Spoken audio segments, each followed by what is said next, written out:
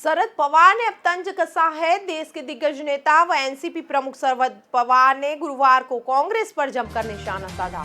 उन्होंने कहा कि कांग्रेस को स्वीकार करना चाहिए, अब वह कश्मीर से कन्याकुमारी तक नहीं रही जैसे पहले कभी वह रहा करती थी। उन्होंने महाराष्ट्र के सत्तारूढ़ गठबंधन की सहयोगी पार्टी को रियलिटी चेक यानी कि सच का सामना करने की सलाह भी दी। उन्होंने ये भी कहा है कि कांग्रेस की हालत उन जिम्मेदारों की तरह है जो अपनी हवेली नहीं बचा सके। शरद पवार ने आगे कहा कि अन्य विपक्षी दलों के साथ कांग्रेस की नजदीकी तभी बढ़ेगी जब यह हकीकत स्वीकार करेगी कि अब वह कश्मीर से कन्याकुमारी तक नहीं रही।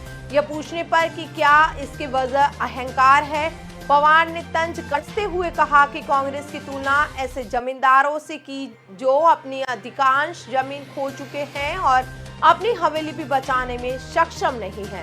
उन्होंने इस बात को विस्तार देते हुए कहा कि मैंने उत्तर प्रदेश के जमींदारों की कहानी सुनी थी। उनके पास बड़ी जमीनें व बड़ी हवेली थी और लेकिन भूमि हदबंद के कानून के कारण उनकी जमीनें हाथ से चली गई थी। उनकी हवेलियां भी नहीं रही, लेकिन जमींदारों के पास उनके खरकाओं की मरम्मत की ताकत तक नहीं बची। उनकी खेती से आय भी पहले जितनी नहीं रही, क्योंकि हजारों एकड़ जमीन के बजाय उनके पास 10 से 20 एकड़ जमीन रह गई। इसी के बाद अगली सुबह जब ये जमींदार जागे तो आपस के हरे भरे खेतों की ओर देखा और कहा कि ये सब जमीन उनकी है, लेकिन असल में वह कभी उनकी हुआ करती थी, अब उनकी नहीं है।